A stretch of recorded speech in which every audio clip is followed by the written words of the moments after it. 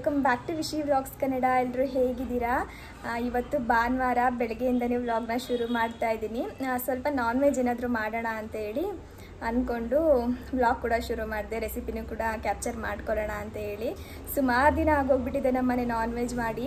ಶ್ರಾವಣ ಅಂತ ಹೇಳಿ ಮಾಡಿರೋದಿಲ್ಲ. ಅದಾದಮೇಲೆ ಗಣಪತಿ ಹಬ್ಬ ಅಲ್ವಾ, ಗಣಪತಿ ಹಬ್ಬ ಎಲ್ಲ ಮುಗಿಸ್ಕೊಂಡೇ ಮಾಡೋಣ ಅಂತ ಅಂದ್ಕೊಂಡೆ. ಪ್ರತಿ ವರ್ಷವೂ ಕೂಡ ಹಿಂಗೇನೆ. ನಿನ್ನೆ ಗಣಪತಿ ಹಬ್ಬ ಎಲ್ಲ ಮುಗಿದ ಮೇಲೇ ನಾನು ನಾನ್ ವೆಜ್ ಎಲ್ಲ ಮಾಡೋದು. ಏನೋ ಒಂಥರ ಸಮಾಧಾನ ಆಗಲ್ಲ ಹಬ್ಬ ಮುಗಿಯೋವರೆಗೂ. ಆದರೆ ಅಪ್ಪು ಈಚೆ ಕಡೆ ತಿನ್ಕೊಂಡು ಬಿಡ್ತಾಯಿದ್ರು. ಅವ್ರು ಯಾವತ್ತೂ ಕೂಡ ಯಾವ ವರ್ಷವೂ ಕೂಡ ಶ್ರಾವಣ ಎಲ್ಲ ಅವರು ನೋಡಲ್ಲ, ತಿನ್ಬಿಡ್ತಾರೆ. ಆದರೆ ಈ ಸಲ ಅಮ್ಮನ ಮನೆ ಪೂಜೆ ಎಲ್ಲ ಮಾಡಿದ್ವಲ್ಲ, ಹೋಮಕ್ಕೆಲ್ಲ ಕೂತಿದ್ವಲ್ಲ, ಹಾಗಾಗಿ ಪಾಪ ಅವರು ಏನೂ ತಿಂದೇ ಇರಲಿಲ್ಲ.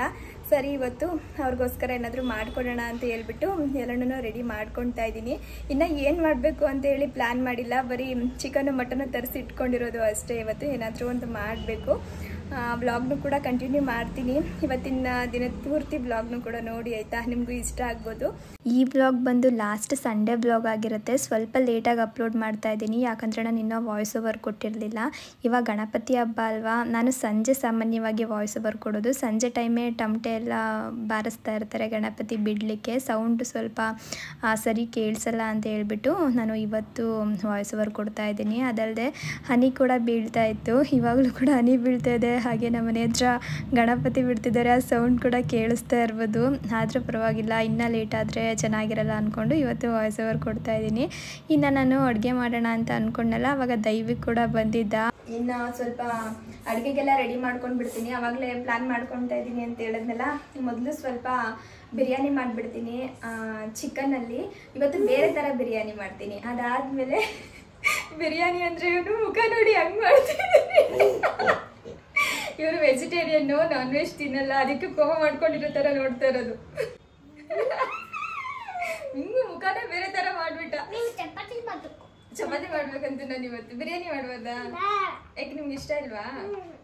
ನನಗೆ ಇಷ್ಟ ಇಲ್ಲ ಅಂತೆ ನಾ ಬಿರಿಯಾನಿ. ಹಾಂ ಏಟಾಯ್ತಾ? ಶಾರ್ಟ್. ಇನ್ನು ಅದ್ರ ಜೊತೆಗೆ ಸ್ವಲ್ಪ ಮಟನ್ದು ಗ್ರೇವಿ ಏನಾದರೂ ಮಾಡೋಣ. ಇವ್ನು ನೋಡಿ, ಇವನ್ನ ಎಕ್ಸ್ಪ್ರೆಷನ್ ನೋಡಿ. ನಿನಗೆ ಇಷ್ಟ ಇಲ್ಲ ತಾನೆ? ಎರಡೂ ಇಷ್ಟ ಇಲ್ಲ ತಾನೆ? ಮತ್ತೆ ಪಾನಿಪುರಿ ಇಷ್ಟನಾ? ಹಾಂ ಪಾನಿಪುರಿ ಇಷ್ಟ. ನನಗೊಂದು ಪ್ಲೇಟ್ ಕೊಡಿಸ್ತೀಯ ಹಂಗಾದ್ರೆ?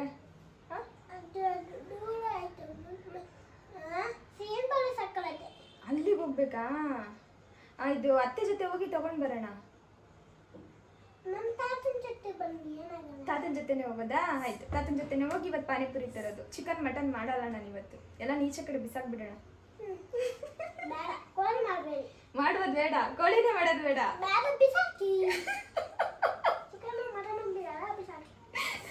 ಎರಡು ಬೇಡವಂತೆ, ಬಿಸಾಕ್ಬಿಡ್ಬೇಕಂತೆ. ಆಮೇಲೆ ಇನ್ನೊಂದೇನಂದರೆ, ನಾನು ಲಾಸ್ಟ್ ವ್ಲಾಗಲ್ಲಿ ದೈವಿಕ್ನ ಹೋಗಿ ಬನ್ನಿ ಅಂತ ಮಾತಾಡಿಸ್ತೀನಲ್ವ, ಅದಕ್ಕೆ ಯಾರೋ ಒಬ್ಬರು ಕಮೆಂಟ್ ಮಾಡಿದ್ರು, ಒಂದು 2-3 ಜನ ಅಂತ ಹೇಳ್ಬಿಟ್ಟು, ನೀವು ಯಾಕೆ ಮಕ್ಕಳನ್ನ ಹಂಗೆ ಕರೆಯೋದು ಅಂತ ಹೇಳಿ. ಏನಂದರೆ ನನ್ನ ಯೋಚನೆ, ನಾವು ಮಕ್ಕಳನ್ನ ಯಾವ ಥರ ಮಾತಾಡಿಸ್ತೀವಿ ಅವರು ನಮ್ಮನ್ನು ಅದೇ ಥರ ಮಾತಾಡಿಸ್ತಾರೆ. ಇವಾಗ ನಾವೇನಾದರೂ ಹೋಗಿ ಬನ್ನಿ ಅಂತ ಮಾತಾಡ್ಸಿದ್ರೆ ಅದು ಅವ್ರಿಗೂ ರೂಢಿ ಆಗೋಗ್ಬಿಡುತ್ತೆ. ನಾವು ಹೇಳ್ಕೊಡ್ಬೇಕಂತ ಇಲ್ಲ, ನೀವು ಹೋಗಿ ಬನ್ನಿ ಅಂತ ಮಾತಾಡಿಸಿ ಅಂತ ಹೇಳ್ಬಿಟ್ಟು ಅವ್ರು ಆಟೋಮೆಟಿಕ್ಕಾಗಿ ಹಂಗೆ ಮಾತಾಡೋದನ್ನ ಕಲಿಸ್ಬಿಡ್ತಾರೆ. ನಾವೇನಾದ್ರೂ ಹೋಗೋ ಬಾರೋ ಈ ಥರ ನಾವು ಯಾವ ಥರ ಮಾತಾಡಿಸ್ತೀವಿ ಆ ಥರ ಅವರು ಕೂಡ ಮಾತು ಕಲಿತಾರೆ ಅನ್ನೋದು ನನ್ನ ಯೋಚನೆ. ಹಾಗಾಗಿ ನಾನು ಹಂಗೆ ಆ ಥರ ಮಾತಾಡ್ಸೋದು. ಅವನು ಅಷ್ಟೇ, ನನಗೆ ನೀಟಾಗಿ ಮಾತಾಡಿಸ್ತೇನೆ, ಹೋಗಿ ಬನ್ನಿ ಆಂಟಿ ಅಂತ ಹೇಳಿ ಕ್ಯೂಟಾಗಿ ಅಲ್ವಾ ದೈವಿಕ್? ನಿಮಗೆ ಹೋಗಿ ಬನ್ನಿ ಅಂತ ನಾನು ಮಾತಾಡ್ಸೋದು ಇಷ್ಟನಾ, ಹೋಗೋ ಬಾರೋ ಅಂತ ಮಾತಾಡ್ಸೋದು ಇಷ್ಟನಾ? ಹೋಗಿ ಬನ್ನಿ ಅಂತ. ಹಾಂ ನೋಡಿ, ಹೋಗಿ ಬನ್ನಿ ಅಂತ ಮಾತಾಡ್ಸೋದು ಇಷ್ಟ ಅಂತ ನಿಮಗೆ. ಹಂಗಾಗಿ ನಾನು ಆ ಥರ ಮಾತಾಡ್ಸೋದು ಅಷ್ಟೇ. ಬರ್ತೀನಿ, ನಾಳೆ ಬರ್ತೀನಿ. ಇವತ್ತೇ ಬರೋದಾ? ಹಾಂ, ಕುಂಕುಮ ತೊಗೊಂಡೋಗೋಕೆ ಹೋಗ್ಬೇಕಂತ ಮನೆಗೆ. ಹಬ್ಬ ಬರುತ್ತಲ್ಲ ದೈವಿಕ್, ಆವಾಗ ಕುಂಕುಮ ತೊಗೊಳಕ್ಕೆ ಬರೋದು.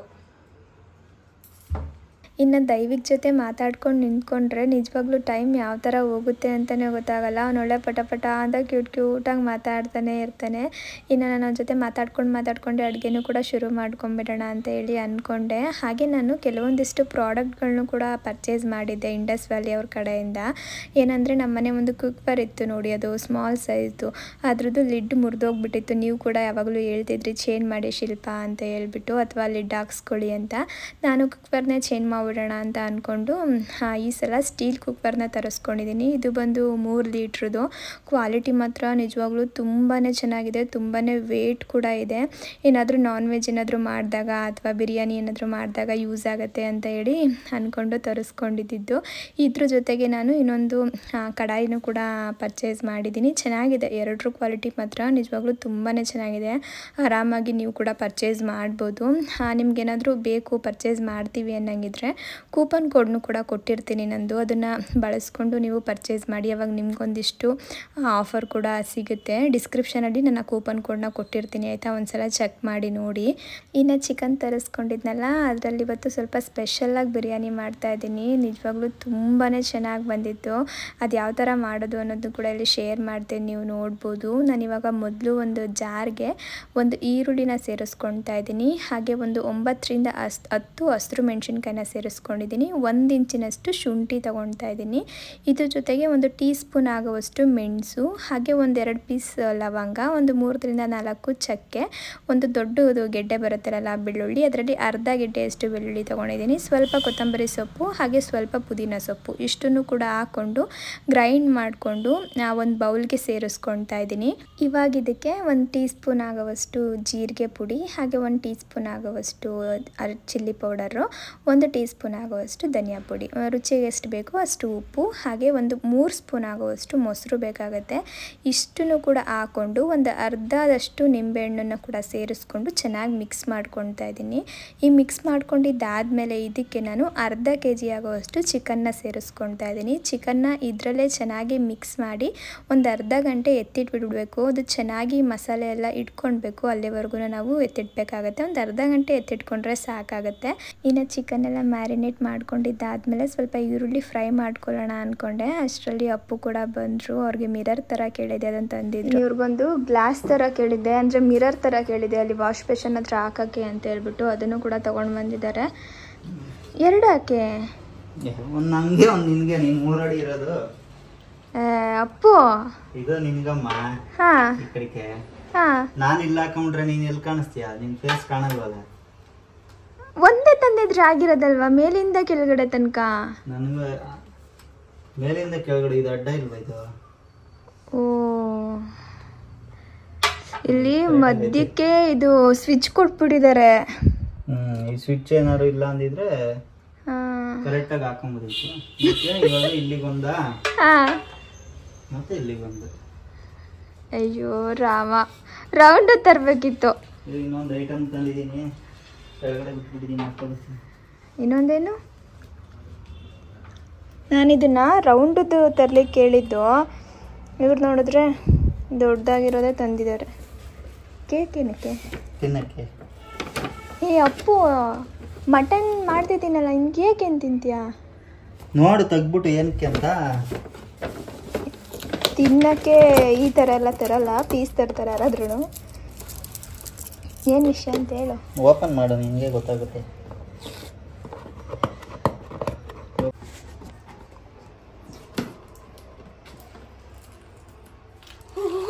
200K ಆಗಿದೆ.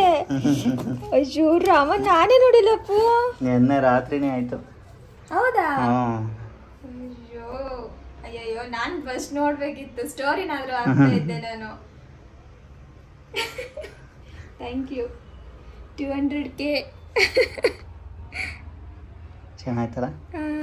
ನಾನಿವತ್ತು ವ್ಲಾಗ್ ಶುರು ಮಾಡ್ತಾ ಇದ್ದಲ್ಲ, ಅದಕ್ಕೆ ಬೆಳಗ್ಗೆ ಎದ್ದು ಮೊದಲು ಕ್ಲೀನಿಂಗ್ ಕೆಲಸ ಎಲ್ಲ ಮುಗಿಸ್ಕೊಂಡು ಶುರು ಮಾಡ್ಕೊಂಡ್ಬಿಟ್ಟೆ. ಇನ್ಸ್ಟಾ ನೋಡಲಿಕ್ಕೆ ಹೋಗಿರಲಿಲ್ಲ. ಇನ್ಸ್ಟಾದಲ್ಲಿ 200K ಕಂಪ್ಲೀಟ್ ಆಗಿದೆ. ಅಯ್ಯೋ, ಎಷ್ಟು ಬೇಗ ಆಯ್ತಲ್ವಾ ಅವು. ಅದೇ ಖುಷಿ. ಕಟ್ ಮಾಡು ಬಾ. ಚಿಕ್ಕ ಕೇಕ್ ತಂದಿದ್ರೆ ಆಗ್ತಿತ್ತಲ್ವಾ?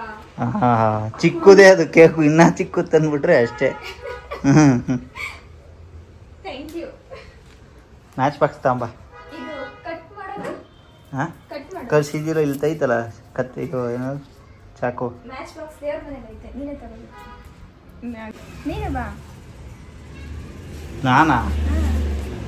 ನಿನ್ನ ಫ್ಯಾಮಿಲಿ ಅದು. ಏನಿಲ್ಲ, ವಾರ ಮಾಡು. ನಾನು ಇದ್ರೇನೆ ಅಲ್ವಾ ನೀನಿದ್ರೆ ಅಲ್ವಾ ನಾನು. ಇರ್ಲಿ.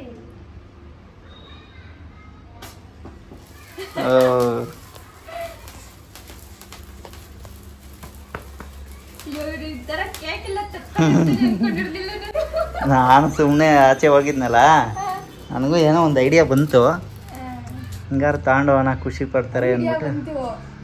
ಖುಷಿ ಪಡ್ಲಿ ಅಂತ ಅಂದಿಲ್ಲ ಇವ್ರಿಗೆ ಐಡಿಯಾ ಬಂತಂತೆ. ಇಲ್ಲ, ನೆನ್ನೆ ರಾತ್ರಿನೇ ಅನ್ಕಂಡೆ ಬಿಡು, ಇವಾಗ ಏನು ಹೇಳೋದು, ಬೆಳಗ್ಗೆ ಒಂದ್ಸಲ ಕೇಕ್ ತಂದ್ಬಿಟ್ಟು ಕಟ್ ಮಾಡ್ಸೋಣ, ಖುಷಿ ಪಡ್ತೀಯ ಅಂದ್ಬಿಟ್ಟು ತಗೊಂಬಂದೆ. ಖುಷಿ ಆಗ್ತಿದೆ ನಿಜವಾಗ್ಲೂ, ಅದು ಪಿಸ್ತಾಗಿಸ್ತಾ ಇರೋದೆಲ್ಲ ತಿನ್ಬಿಟ್ಟಿದ್ದೀರಿ. Thank you. ಇಷ್ಟಕ್ಕೆಲ್ಲ ನೀವೇ ಕಾರಣ.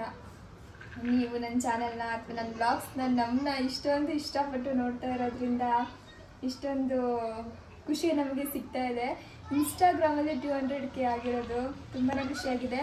ಆ ಯೂಟ್ಯೂಬಲ್ಲಿ 300K ಆದಾಗಲೂ ಕೂಡ ಇವರು ಸೆಲೆಬ್ರೇಟ್ ಮಾಡಿರಲಿಲ್ಲ ನೋಡಿ, ಇವಾಗ ಸೆಲೆಬ್ರೇಷನ್ಗೆ ಅಂದ್ಬಿಟ್ಟು ಕೇಳ್ತಾರೆ. ಅದು 100K ಆದಾಗ ಮಾಡಿದ್ವಲ್ಲ.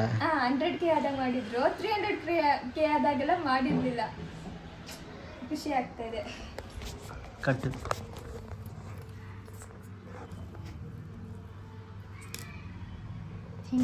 ಇಲ್ಲಿಗೆ ಬಾರಪ್ಪು, ತಿನ್ಸ್ತೀನಿ ಅಟ್ಲೀಸ್ಟ್. ನೀನೇ ತಿನ್ನು, ನಿಂದೇ ಎಫರ್ಟ್ ಅದೆಲ್ಲ. ಏನಿಲ್ಲ, ಇಬ್ರದ್ದು ಎಫರ್ಟ್. ಅಂದ್ರೆ ನಾನು ಎಷ್ಟೇ ವಿಡಿಯೋ ಮಾಡ್ಬೋದು, ಏನೇ ಮಾಡ್ಬೋದು, ನನ್ ಸಪೋರ್ಟಿವ್ ಆಗಿ ನಿಂತಿರೋದು ನನ್ನ ಹಸ್ಬೆಂಡ್. ಎದುರುಗಡೆ ಒಂದು ನುಗ್ಗೆ ಮರ ಅದೇ, ಅವಾಗ ಹತ್ತು ಬಿಡ್ತೀನಿ. ನಿಜವಾಗ್ಲೂ ಹೇಳ್ತಾ ಇದ್ದೀನಿ, ಅವರು ನನ್ನ ಹಿಂದೆ ಇಲ್ಲ, ನನಗೆ ಸಪೋರ್ಟ್ ಮಾಡಿಲ್ಲ ಅಂದಿದ್ರೆ ಇಷ್ಟೊಂದೆಲ್ಲ ಸಕ್ಸಸ್ ಆಗ್ಲಿಕ್ಕೆ ಸಾಧ್ಯನೇ ಇರ್ತಿರ್ಲಿಲ್ಲ. ಪಾಪ ನಾನು ಎಷ್ಟು ಎಫರ್ಟ್ ಹಾಕ್ತೀನೋ ಅವರು ಅಷ್ಟೇ ಎಫರ್ಟ್ ಹಾಕ್ತಾರೆ. ಅಂದರೆ ಒಂಚೂರು ಲೇಟ್ ಆದರೂ ಕೂಡ ಅಡ್ಜಸ್ಟ್ ಮಾಡ್ಕೊಳ್ತಾರೆ, ಈ ಥರ. ಏನಿಲ್ಲ, ನಿಂದೇ ಎಫರ್ಟ್ ಎಲ್ಲ, ಕಷ್ಟಪಟ್ಟಿದ್ಯಾ, ಏನೋ ಒಂದು ಸಿಕ್ಕೈತೆ, ದೇವ್ರು ಕೊಟ್ಟವನೇ, ಖುಷಿಯಾಗಿರು. ಎಲ್ಲೋ ಹೆಂಗ್ ಕುತ್ಕೊಂಡಿದ್ದಾರೆ ಗೊತ್ತಾಗ್ಬಿಡಿ. ಬೇಡ,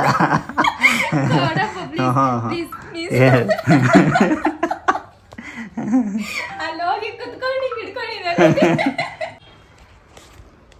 ನಾನು ಬೇವ್ತಾಗ್ಬಿಟ್ಟಿದ್ದೀನಿ ಅಮ್ಮ, ಚೆನ್ನಾಗಿ ಕಾಣಲ್ಲ. ಚೆನ್ನಾಗಿ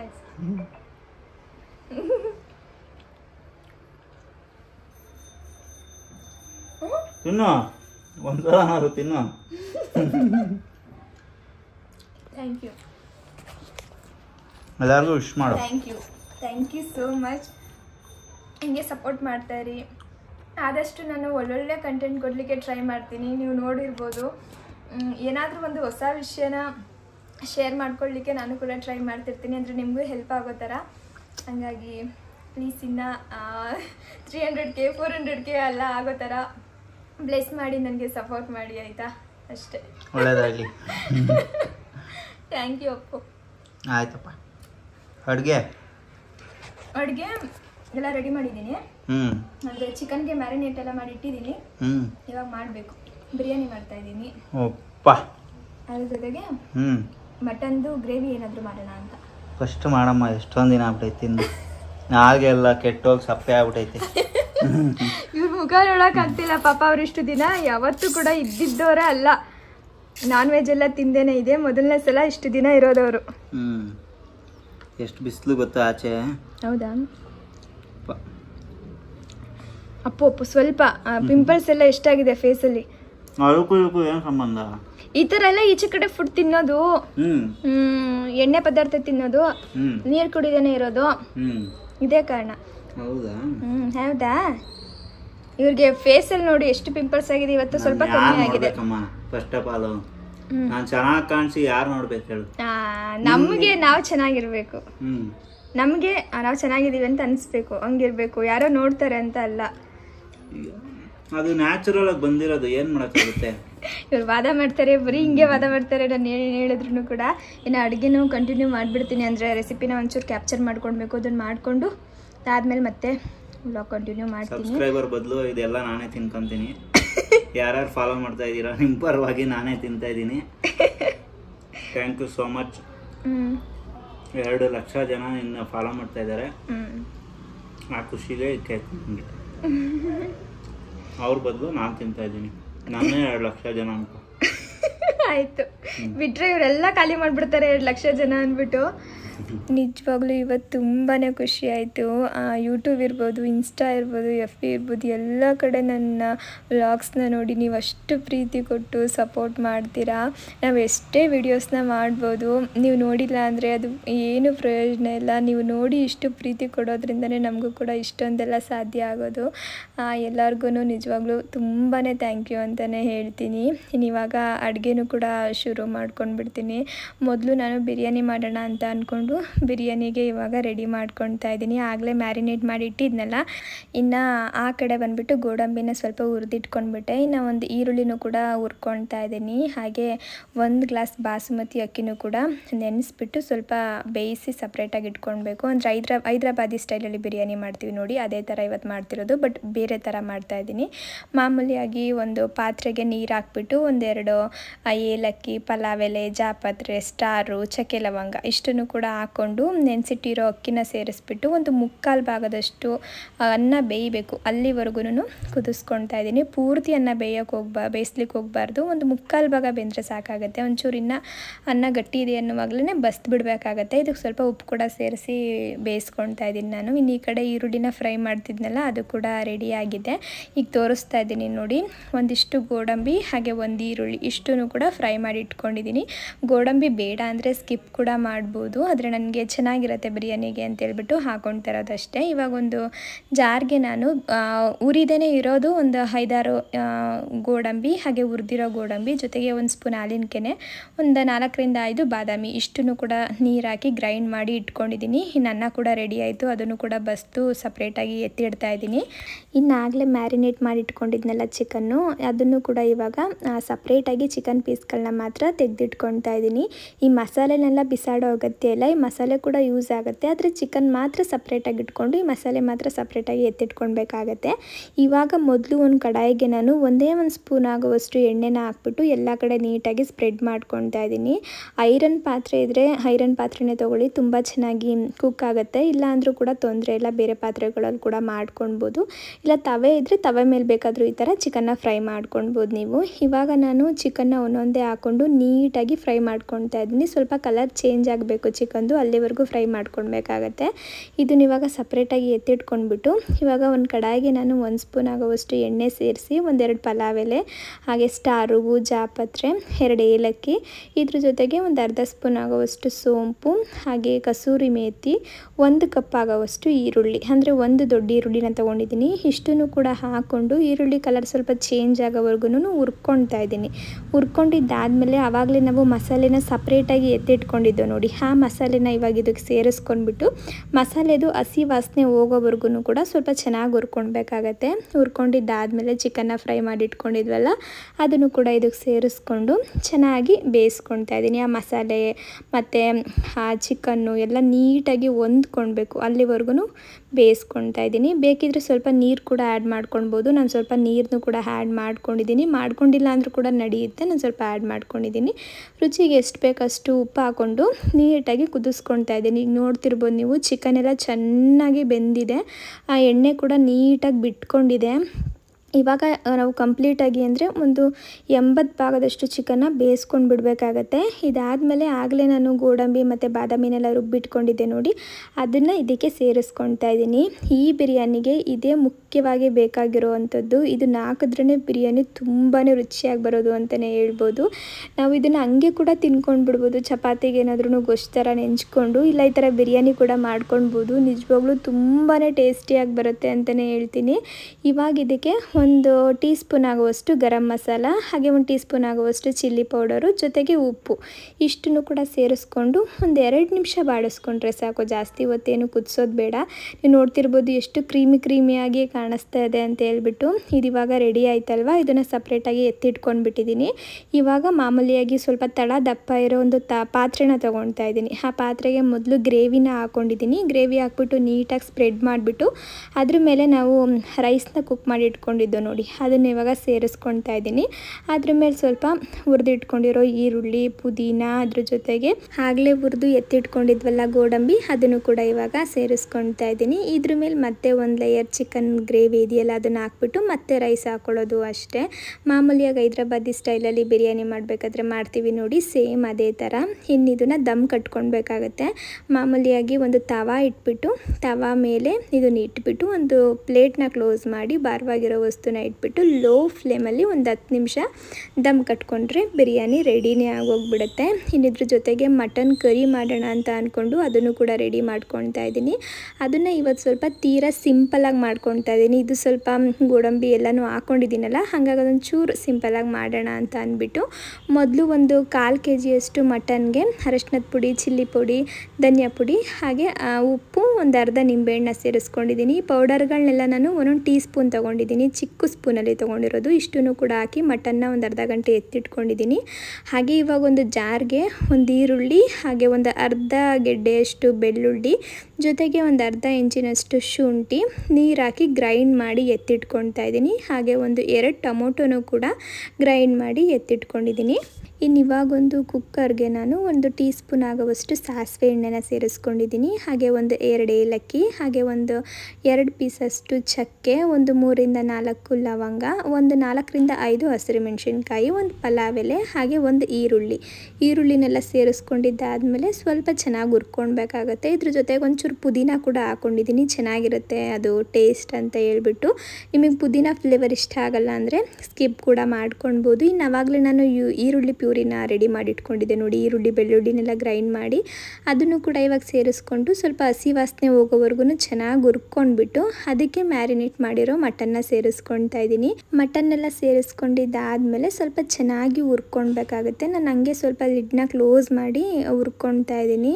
ಇದೊಂಚೂರು ಕಲರ್ ಚೇಂಜ್ ಆಗಬೇಕು. ಇವಾಗ ನೋಡ್ತಿದ್ದೀರಲ್ವ ಕಲರ್ ಯಾವ ಥರ ಚೇಂಜ್ ಆಗ್ತಾ ಇದೆ ಅಂತ ಹೇಳ್ಬಿಟ್ಟು. ಈ ಟೈಮಲ್ಲಿ ನಾನು ಆವಾಗಲೇ ರುಬ್ಬಿಟ್ಕೊಂಡಿದ್ದೆ ನೋಡಿ ಟೊಮೊಟೊ ಹಣ್ಣು, ಅದನ್ನು ಕೂಡ ಸೇರಿಸ್ಕೊಳ್ತಾ ಇದ್ದೀನಿ. ಟೊಮೊಟೊ 2 ಹಾಕ್ಕೊಂಡ್ರೆ ಸಾಕಾಗುತ್ತೆ, ಜಾಸ್ತಿ ಹಾಕ್ಲಿಕ್ಕೆ ಹೋಗಬೇಡಿ, ಹುಳಿ ಬಂದುಬಿಡುತ್ತೆ. ಹಾಗಾಗಿ ಒಂದು 2 ಹಾಕ್ಕೊಳ್ಳಿ ಸಾಕು 1/4 kg ಮಟನ್ಗೆ. ಟೊಮೊಟೊನ ಸೇರಿಸ್ಕೊಂಡಿದ್ದಾದಮೇಲೆ ಮತ್ತೆ ಒಂಚೂರು ಉಪ್ಪು ಬೇಕಿದ್ರೆ ಉಪ್ಪನ್ನ ಸೇರಿಸ್ಕೊಂಡು, ಹಾಗೆ 1 ಟೀ ಸ್ಪೂನ್ ಆಗುವಷ್ಟು ಧನಿಯಾ ಪುಡಿ ಬೇಕಾಗುತ್ತೆ. ಬೇಕಿದ್ರೆ 1 ಸ್ಪೂನ್ ಆಗುವಷ್ಟು ಧನಿಯಾನು ಕೂಡ ಸೇರಿಸ್ಕೊಳ್ಳಿ, ಏನು ತೊಂದರೆ ಇಲ್ಲ. ನಾನು 1 ಟೀ ಸ್ಪೂನ್ ಸೇರಿಸ್ಕೊಂಡಿದ್ದೀನಿ. ಹಾಗೆ 1 ಟೀ ಸ್ಪೂನ್ ಆಗುವಷ್ಟು ಗರಂ ಮಸಾಲ, ಎರಡನ್ನೂ ಕೂಡ ಸೇರಿಸ್ಕೊಂಡ್ಬಿಟ್ಟು ಚೆನ್ನಾಗಿ ಮಿಕ್ಸ್ ಮಾಡಿಕೊಂಡು ಇದಕ್ಕೆ ಮಟನ್ನು ಬೇಯಲಿಕ್ಕೆ ಎಷ್ಟು ನೀರು ಬೇಕು ನೋಡಿ ಅಷ್ಟು ನೀರನ್ನ ಸೇರಿಸ್ಕೊಳ್ತಾ ಇದ್ದೀನಿ. ಸ್ವಲ್ಪ ತೆಳ್ಳಗೆ ಬೇಕು ಗ್ರೇವಿ ಅಂದರೆ ಒಂಚೂರು ನೀರು ಜಾಸ್ತಿ ಹಾಕ್ಕೊಳ್ಬೋದು. ನಾನು ತೆಳ್ಳಗೇನು ಮಾಡ್ಕೊಳ್ತೀರ ಒಂದು ಮೀಡಿಯಮಲ್ಲಿ ಮಾಡ್ಕೊಳ್ತಿರೋದ್ರಿಂದ ಸ್ವಲ್ಪ ಹಾಕ್ಕೊಂಡೆ. ಇವಾಗ ಒಂಚೂರು ಕೊತ್ತಂಬರಿ ಸೊಪ್ಪು ಕೂಡ ಸೇರಿಸ್ಕೊಂಡು ಲಿಡ್ ಕ್ಲೋಸ್ ಮಾಡಿಬಿಟ್ಟು ಒಂದು 4 ವಿಷಲ್ ತೆಗೆಸ್ಕೊಂಡ್ರೆ ಮಟನ್ ಕರಿ ಕೂಡ ರೆಡಿನೇ ಆಗೋಗ್ಬಿಡುತ್ತೆ. ಗ್ರೇವಿ ರೆಡಿ ಆಯಿತು, ಇನ್ನು ಆ ಕಡೆ ಬಿರಿಯಾನಿನೂ ರೆಡಿ ಆಯಿತು. ಇದು ವಿಷಲ್ ತಣ್ಣಗಾಗೋ ಅಷ್ಟರಲ್ಲಿ ನಾನು ಕೂಡ ಹೋಗಿ ರೆಡಿ ಆಗಿಬಿಟ್ಟು ಬಂದುಬಿಟ್ಟೆ ಶಾಪ್ಗೆ ಹೋಗೋಣ ಅಂತೇಳಿ. ನೋಡಿ ಎಷ್ಟು ಚೆನ್ನಾಗಿ ಕಾಣಿಸ್ತಾ ಇದೆ ಅಂತ ಮಟನ್. ತಿಂದ್ಮೇಲೆ ಗೊತ್ತಾಗೋದು ಟೇಸ್ಟ್ ಆ ಥರ ಬರುತ್ತೆ ಅಂತ. ಇಟ್ಟಿದೆಯಾ ಇದು ಬಿರಿಯಾನಿಗೆ ನಿಮಿಷ ಅದು ಮಿಕ್ಸ್ ಮಾಡಬೇಕು. ಚೆನ್ನಾಗಿ ಕಾಣ್ತೈತೆ. ಇದನ್ನ ಇವಾಗ ನೋಡ್ತಿರ್ಬೋದು ಎಷ್ಟು ಚೆನ್ನಾಗಿ ಕಾಣಿಸ್ತಾ ಇದೆ ಅಂತ ಹೇಳ್ಬಿಟ್ಟು ನಾನು ಒಂಚೂರು ಹಂಗೆ ಮಿಕ್ಸ್ ಕೂಡ ಮಾಡ್ತಾ ಇದ್ದೀನಿ. ಟೇಸ್ಟ್ ಮಾತ್ರ ನಿಜವಾಗ್ಲೂ ತುಂಬಾ ಚೆನ್ನಾಗಿ ಬರುತ್ತೆ ಅಂತಲೇ ಹೇಳ್ತೀನಿ. ಮಿಸ್ ಮಾಡದೆ ಈ ಥರ ಬಿರಿಯಾನಿನ ನೀವು ಕೂಡ ಒಮ್ಮೆ ಮನೇಲಿ ಟ್ರೈ ಮಾಡಿ ನೋಡಿ. ಮಾಮೂಲಿಯಾಗಿ ನಾವು ತುಂಬ ಥರ ಬಿರಿಯಾನಿಗಳನ್ನ ಮಾಡ್ತೀವಿ ಅಲ್ವಾ, ಈ ಥರ ಸಾಮಾನ್ಯವಾಗಿ ಯಾರು ಕೂಡ ಮಾಡಿರ್ಲಿಕ್ಕಿಲ್ಲ ಅಂತ ಅಂದ್ಕೊಳ್ತೀನಿ. ಒಂದ್ಸಲ ಮಿಸ್ ಮಾಡದೆ ಟ್ರೈ ಮಾಡಿ ಆಯಿತಾ. ಇನ್ನು ಮಟನ್ ಗ್ರೇವಿ ಅಥವಾ ಕರಿ ಕೂಡ ರೆಡಿ ಆಯಿತು. ತೋಡ್ತೀನಿ ಅಂತೆ ನಾನು ಇವ್ರು ಯಾವಾಗಾದ್ರೂ ನನಗೆ ಚೆನ್ನಾಗಿ ಬಂದಿದೆ ಅಂದರೆ ನೋಡು ತಿನ್ನೋದೇ ಇಲ್ಲ ಅಂತಾರೆ. ಅವಾಗ ನಾನು ಹೇಳೋದು ಅದು ಕೊಡ್ತೀನಿ ನಾನು ಅಂತ. ಅವಾಗ ಇದು ಇಲ್ಲದೆ ತಿನ್ನಬೇಕು, ಚೆನ್ನಾಗೈತೆ ಅನ್ಬೇಕು. ಚೆನ್ನಾಗೈತೆ ಚೆನ್ನಾಗೈತೆ.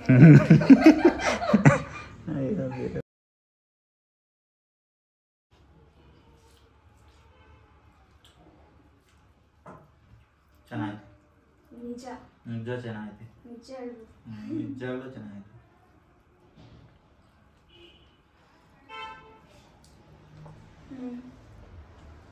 ಚೆನ್ನಾಗಿದೆ. ಲೈಟಾಗಿ ಖಾರ ಇದೆ, ಜಾಸ್ತಿ ಖಾರ ಇಲ್ಲ. ಏನಿಲ್ಲ, ಪರ್ಫೆಕ್ಟ್ ಆಗೈತೆ. ನಿಮಗೆ ಅದು ನೀನು ಬೆಳಗ್ಗೆ ಬ್ರಷ್ ಮಾಡಲ್ವಲ್ಲ ಅದು ಪ್ರಾಬ್ಲಮ್. ಹಿಂಗೆಲ್ಲ ಹೇಳಿದ್ರೆ ನಿಜ ಅನ್ಕೊಂಡ್ಬೇಕು. ಚೆನ್ನಾಗಿದೆ, ನಿಜವಾಗ್ಲೂ ಸೂಪರಾಗಿ ಬಂದಿದೆ ಬಿರಿಯಾನಿ. ಒಂದ್ಸಲ ಟ್ರೈ ಮಾಡಿ ನೀವು ಆಯಿತಾ. ನಿಜವಾಗ್ಲೂ ಟೇಸ್ಟ್ ಸೂಪರಾಗಿ ಬಂದಿದೆ, ನನಗೆ ಇಷ್ಟ ಆಯಿತು. ನನಗೂ ಇಷ್ಟ ಆಯ್ತಮ್ಮ. ಮಟನ್ ತಿಂದಿಲ್ಲ? ತಿಂತೀನಿ ಇರೋ. ಚಿಕನ್ ಬಿರಿಯಾನಿ ಚೆನ್ನಾಗೈತೆ ಫಸ್ಟು.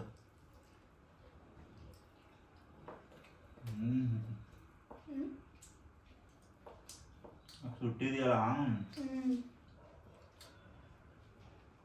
ಆ ಫ್ಲೇವರು, ಈ ಬಿರಿಯಾನಿ ಫ್ಲೇವರು ಅದ್ಭುತ. ಎಷ್ಟು ದಿನ ಆಗೋಗಿತ್ತು ಮನೇಲಿ ತಿಂದು, ತಲೆ ಕೆಟ್ಟೋಗ್ಬಿಟ್ಟಿತ್ತು. ಈಚೆ ಕಡೆನೂ ತಿಂದಿಲ್ಲ ಇದ್ರು ಪಾಪ. ನಿಜ ಹೇಳಪ್ಪ, ನಿಜವಾಗ್ಲೂ ತಿಂದಿಲ್ಲ ಅಥವಾ ಸುಮ್ಮನೆ ಸುಳ್ಳು ಹೇಳಿದ್ದೆ ತಿಂದಿಲ್ಲ ಅಂತ? ತಿಂದಿಲ್ಲ ನಾನು. ಹಾಗಾಗಿ ಇವತ್ತು ಚಿಕನ್ ಬಿರಿಯಾನಿ, ಮಟನ್ ಗ್ರೇವಿ ಎಲ್ಲ ಮಾಡಿದ್ದು. ಇವರಿಗೆ ಆಂಧ್ರ ಸ್ಟೈಲ್ ಮಟನ್ ಗ್ರೇವಿ ಮಾಡ್ತೀನಲ್ಲ, ಅದು ಸಖತ್ ಇಷ್ಟಪಟ್ಟು ತಿಂತಾರೆ. ಅದು ಸ್ವಲ್ಪ ಗೋಡಂಬಿ ಎಲ್ಲನೂ ಗ್ರೇಡ್ ಮಾಡಿ ಹಾಕಬೇಕು. ಇದಕ್ಕೆಲ್ಲ ಗೋಡಂಬಿ ಎಲ್ಲ ಹಾಕ್ಬಿಟ್ಟಿದ್ನಲ್ಲ, ಮತ್ತು ಅದಕ್ಕೂ ಹಾಕಿದ್ರೆ ಒಂಥರ ಅನಿಸುತ್ತೆ ಅಂದ್ಬಿಟ್ಟು ಇವತ್ತು ಸಿಂಪಲಾಗಿ ಮಾಡಿದೆ. ಮಟನ್ ತಿಂದ್ಬಿಟ್ಟು ಹೇಳ್ತೀನಿ ಇರೋ. ಮಟನ್ ಚೆನ್ನಾಗಿ ಬೆಂದಿರ್ಬೇಕು ನನಗೆ. ಅದು ಬೆಂದಿಲ್ಲ ಅಂದರೆ ಬಲ್ಸ್ಬಿಟ್ಟಿರ್ತದೆ ಮಟನ್. ಆಹಾ,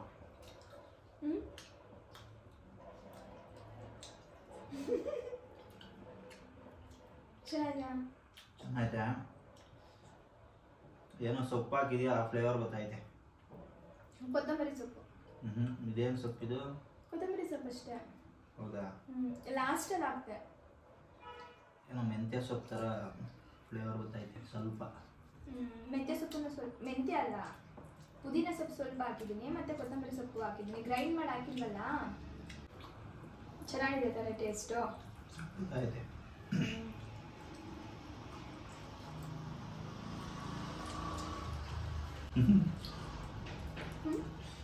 ಯಾವ ಜನ್ಮದಲ್ಲಿ ಏನು ಪುಣ್ಯ ಮಾಡಿದ್ನು?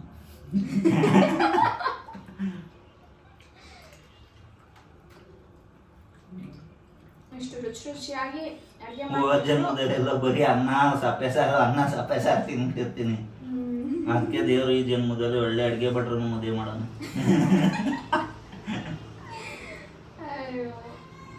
ಹೇಳೋದೇ ಅವ್ರ ಅಪರೂಪ, ಯಾವಾಗೋ ಒಂದ್ಸಲ. ವೆಜ್ ಎಲ್ಲ ಮಾಡಿದ್ರೆ ಈ ಥರ ಮಾತೇ ಬರಲ್ಲ, ನಾನ್ ವೆಜ್ ಮಾಡಿದ್ರೆ ಮಾತ್ರ ಹಂಗೆಲ್ಲ ಮಾತು ಬರೋದು. ಇನ್ನು ಊಟನೆಲ್ಲ ಮುಗಿಸ್ಕೊಂಡು ಇವತ್ತು ಸ್ವಲ್ಪ ಗೋಧಿನ ಒಣಗ್ಲಿಕ್ಕೆ ಹಾಕಿದ್ದೆ ಬೆಳಗ್ಗೆ ನೆನ್ನೆ. ಅದನ್ನು ಕೂಡ ತೆಗೆದಿಟ್ಬಿಟ್ಟು ಆಮೇಲೆ ಶಾಪಿಗೆ ಹೊರಡೋಣ ಅಂತ ಅಂದ್ಕೊಂಡು.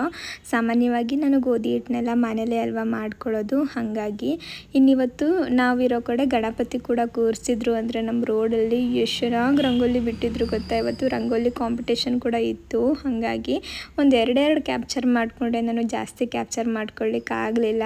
ಇನ್ನು ಸಂಜೆ ನಾವು ಓಣಂ ಸೆಲೆಬ್ರೇಷನ್ಗೂ ಕೂಡ ಹೋಗಿದ್ದು. ಅಂದರೆ ನಮ್ಮ ಶಾಪ್ ಎದುರುಗಡೆ ಕೇರಳ ಅಜ್ಜಿ ಇದ್ದಾರೆ, ಪಡ್ಡು ಮಾಡಿಕೊಡ್ಲಿಕ್ಕೆ ಹೇಳಿದರು ಅಂತ ಹೇಳಿದ್ನಲ್ಲ, ಅವ್ರ ಮಗ ಅವ್ರ ಮನೇಲಿ ಇವತ್ತು ಓಣಂ ಸೆಲೆಬ್ರೇಷನ್ ಇತ್ತು. ನಮ್ಮ ಮನೆ ನಾನ್ ವೆಜ್ ಮಾಡಿದ್ರಿಂದ ನಾನು ಬರೋದೋ ಬೇಡವೋ ಅಂತ ಅಂದ್ಕೊಂಡು ಹೋಗಿರಲಿಲ್ಲ. ಅದಾದಮೇಲೆ ಅಂಕಲ್ ಏನಾಗಲ್ಲ ಬಾ ಪುಟ್ಟ ಅಂತೇಳಿ ಕರೆದ್ರು. ಸರಿ ಅಂದ್ಬಿಟ್ಟು ಇಲ್ಲಿಗೆ ಬಂದಿದ್ದು. ಸ್ವಲ್ಪ ಹೊತ್ತು ಕೂತ್ಕೊಂಡು ಮಾತಾಡಿಕೊಂಡು ಅದಾದಮೇಲೆ ಶಾಪ್ಗೆ ಹೊರಟಿದ್ದಾಯಿತು. ಅದನ್ನು ಕೂಡ ಒಂಚೂರು ಇಲ್ಲಿ ಆ್ಯಡ್ ಮಾಡಿದ್ದೀನಿ, ನೀವು ನೋಡ್ಬೋದು. നമ്മളെ വീട്ടിലിട്ട പൂ എടുപ്പാണ് അതിൻ്റെ അത് കാണുന്നില്ലല്ലോ.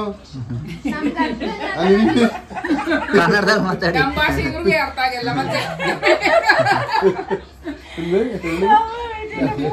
നമ്മളെ വീട്ടിലിട്ട പൂ അതാണ് എടുത്തോണ്ട് നോക്കിയിട്ട്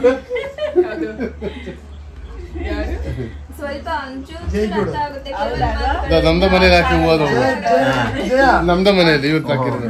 ಅದ್ ನೀನಂತೂ ಹಾಕಿಲ್ಲ ಬಿಡು, ಅವ್ರು ಹಾಕಿರೋದ.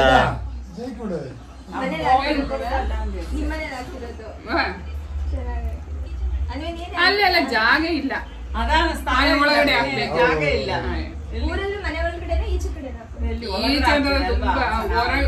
ಹೊರಗಡೆನೆ ಚೆನ್ನಾಗಿ ಜಾಗ ಇರುತ್ತೆ.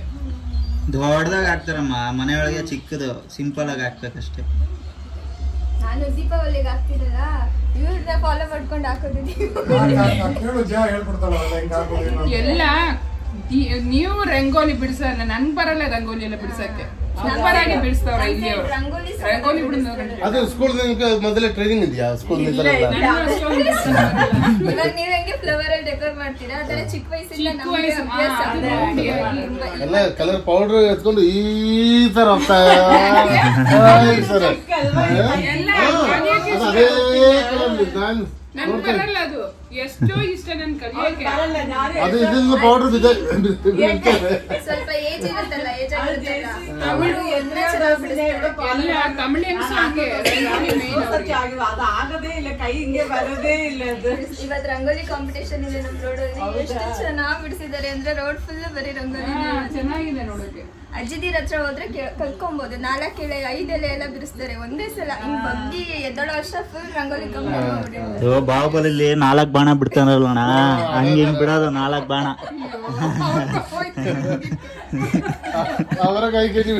ಇನ್ನ ಅಲ್ಲಿ ಹಿಂಗೆ ಮಾತಾಡ್ಕೊಂಡು ಕೂತಿದ್ದು ಅಂದ್ರೆ ಅವರು ಕಡೆ ಆಚರಿಸೋ ಹಬ್ಬದ ಬಗ್ಗೆ, ನಮ್ಮ ಹಬ್ಬದ ಬಗ್ಗೆ, ಹಾಗೆ ನಾವು ರಂಗೋಲಿ ಎಲ್ಲ ಬಿಡಿಸ್ತೀವಲ್ಲ ಅದ್ರ ಬಗ್ಗೆ ಎಲ್ಲ ಒಂಥರ ಚೆನ್ನಾಗಿತ್ತು ಇವತ್ತಿನ ದಿನ. ಪೂರ್ತಿ ಬ್ಲಾಗ್ ನೀವು ಕೂಡ ನೋಡಿರ್ತೀರಾ ಅಂತ ಅನ್ಕೊಳ್ತೀನಿ. ಪೂರ್ತಿಯಾಗಿ ಬ್ಲಾಗ್ ನೋಡಿದರೆ ಪ್ಲೀಸ್ ಒಂದು ಲೈಕ್ ಮಾಡಿ. ನಾನು ನೆಕ್ಸ್ಟ್ ಬ್ಲಾಗಲ್ಲಿ ಮತ್ತೆ ಸಿಗ್ತೀನಿ. ಟೇಕ್ ಕೇರ್, ಬಾಯ್.